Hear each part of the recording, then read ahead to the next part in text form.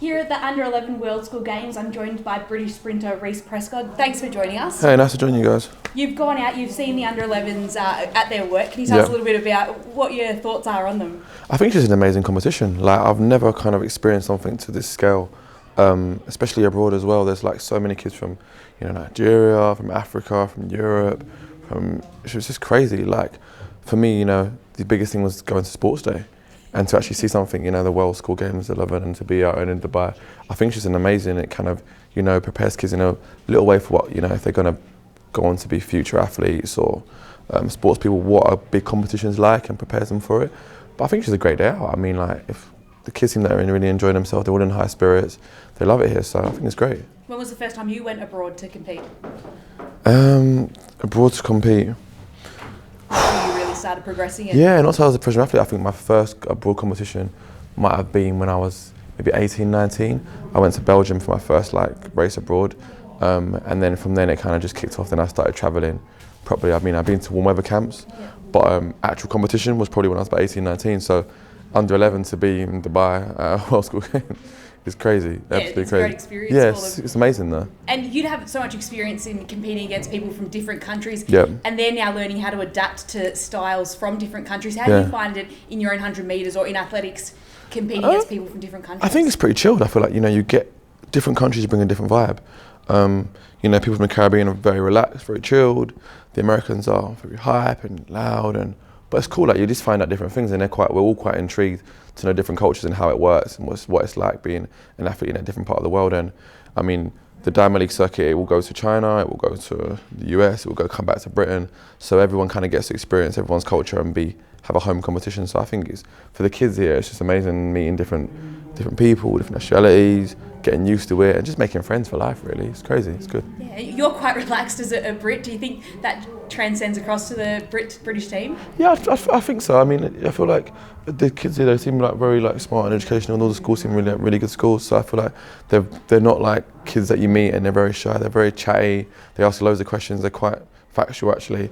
Like, some of them will do their research the night before and see oh, you're coming, okay, so you did this and they're very smart kids, and they have a look and they know how to use the internet and stuff like that nowadays. So I think it's quite insightful. And obviously you've come across to Dubai to do a training camp and preparations, hopefully for the Olympics this year. Can you tell us a little bit about your time in Dubai and what you've been getting up to? For me, Dubai's like my favourite place. I've come here kind of socially for my birthday. To me, that's my favourite place. So to have a training camp out here has been quite an interesting experience. It's been a different vibe because, we've trained every day, most mornings from 8 a.m, 7 a.m. to about 2 in the afternoon.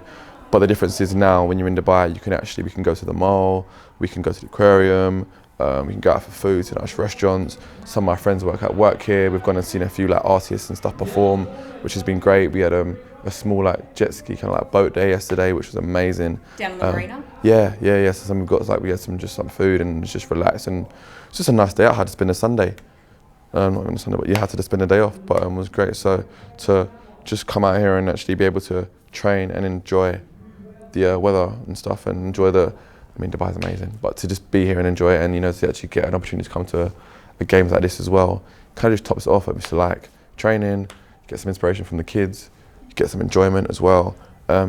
Just sends us back into the UK with a good positive mind frame. I know it is probably 2 degrees when I get home, and I'm going to have to take this in slowly and get prepared for it, but we move. It's good. How important is it to be in a good, a good headspace and not just focus on training 24/7, but have that bit of balance? For me, it's vital. I probably may go on the other side a little bit too much. I like to enjoy myself a lot, but that's just me personally. I find that when I've been over-focusing the time and over-dedicated, if I've not achieved something, it's made me really upset and not happy about things. And I just feel like life's very short. Life's not guaranteed. Obviously, Kobe Bryant passed away recently, and that was really upsetting for me. And it was just ironic to see how someone dedicated their life to the career, then got into their second stage of life and just begun like that. And a lot of rappers, a lot of different people, just pass away. So I always my theme is, yes, focus on training what you do, but enjoy the time that you can, enjoy each day. Have at least one moment in a day that you enjoy. Whether you're laughing, whether you're with your friends, whether you're doing something, just try and enjoy it. So I'm pretty chilled out and try to stay level rather than just over dedicated. But each their own. I'm not going to say my way's right, your way's wrong. But I know for me personally, I like to enjoy myself. it's like work hard, party hard. I like to do that. But some people like to just work hard. Other people like to, just depends on what you're like, really. And you just mentioned Kobe Bryant. Obviously, he was an inspiration of yours. Icon. And how incredible is it, I guess, to see how much athletes can transcend their sport and just really impact people? No, it's just crazy. Like, I feel like you never, when you meet someone that's honestly, not meet someone, but you know of someone that's dedicated to their craft intensely, you can just use it as motivation and fuel. I use it in the past myself. Obviously, I've read his books, watched his film, any interview online, I've listened to it. So I kind of got a real insight into what he was like as an individual. Saying it to me, but I kind of know in my head that that's someone you should transcend and model with and kind of look up to for moments of motivation and dedication. Like if you would say who's dedicated to this, Kobe, but he was on another scale, and I think that's why it's such tragic news, because you can just see someone finally get to actually be on a different stage of their life and now start something new and leave it. That's why it was just quite sad, but God's blessing, and hopefully just move on. Yeah, and you did enjoy playing basketball growing up, didn't you? Yeah. One of the sports, one of the pathways you could that's the thing. I used to play basketball before I did athletics, and for me that was, fun. I enjoyed it as part of a team. It was a different vibe. Athletics is a very individual sport. Basketball is a very team sport. It was kind of good, but now being in athletics, it's different. But yeah, I respect the sport just as much. And obviously, I guess leading into an Olympic year this year, you train for it for 4 years plus kind of almost your whole life. But is there anything that changes now that it's 6 months away? Nothing changes. Me personally, I tend to just find that train for the day, train for the week. We've got a training week, complete the month. The event's the event. I know whether it was Olympics this year, whether it was World Champs, whether it was Europeans, whether it was Commonwealths, my approach is the same. It just happens to just be this year. I never let the event get bigger than me. I just focus on my training and what I need to do. And as long as I do that, then it should be fine.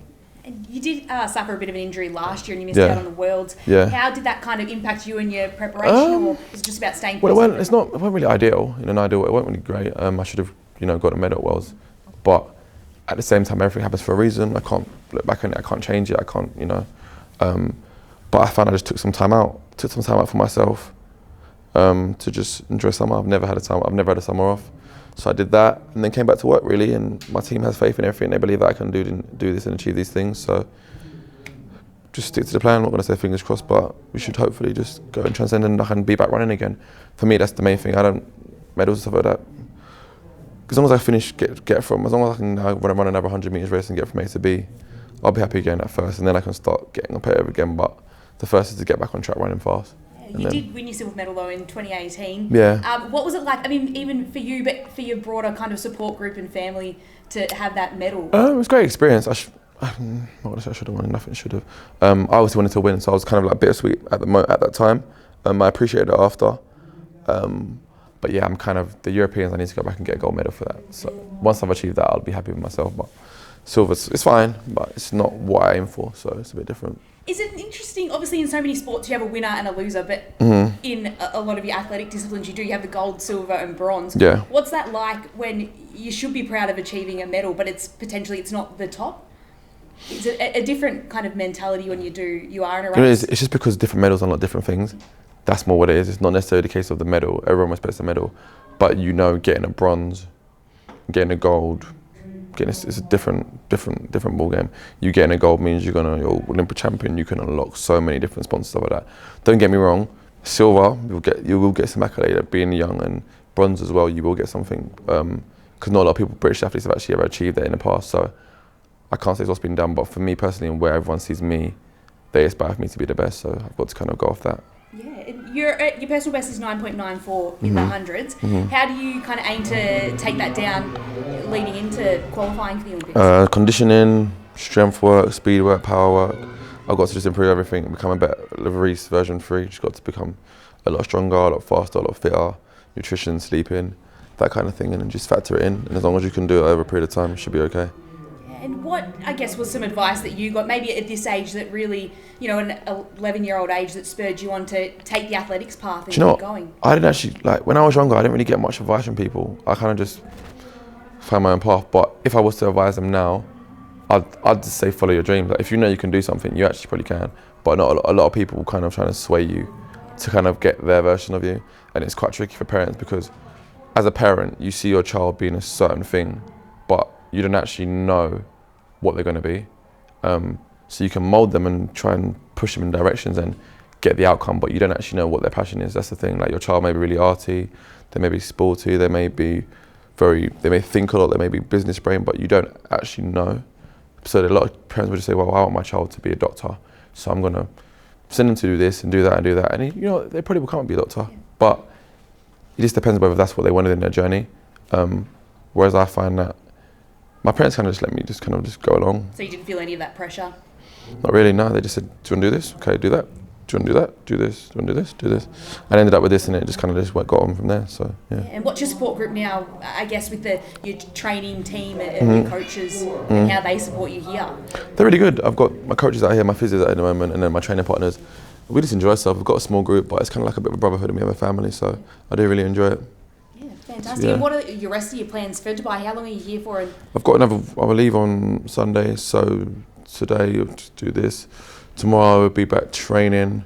I want to try to get to there's a safari park I want to try and go to, and do that potentially, and then it's just a bit of training. Not really got much. We've only got a couple more days left, and then I think Sunday head back to the UK. Monday I'll be in, start training again, and it will be jackets and tracksuits and layers and layers and layers and layers, and back to the Great Midlands cold, 2 degrees. Sound like you're looking forward to it? Yeah, I'm not gonna. What I find, that if you come back to reality, you have to accept it straight away. You can't be like, oh, I was in Dubai the other day, or you have to just see it for what it is. So I know in a couple of days, in the morning, 8 a.m, I'll be driving for breakfast, go get my breakfast and back training. Cold, everyone will be asking, oh, how's Dubai? I have a million questions, but yeah, I'll just get on with it and just back to the cold. And then on a broader long-term scale, how do the next, say, 5 or 6 months in the lead up to the Olympics look for you? Oh, we still build. We've got February to build, March to build, April to build. Competitions start in May, go on to June, but we have time. Like, you can still train through a season depending on what you race. Some people like to race every week. I find that I can race, 3 to 4 weeks, every 3 to 3 weeks. I can have a 3-week training block and then race, 3-week training block, race. I can get some time in and actually still be getting stronger throughout the season. That's my approach, rather than just train till May and then just start racing. You've got a long time to go, so we build through it. Yeah, fantastic. Well, thanks so much for joining us. No, thanks for having me. I really enjoy it, and I'd love to come here again, but it's a great experience. No, that sounds great. Hopefully next time in Dubai we'll see you again. Definitely. Thank you very much for coming. Thanks, Reece. It's all good.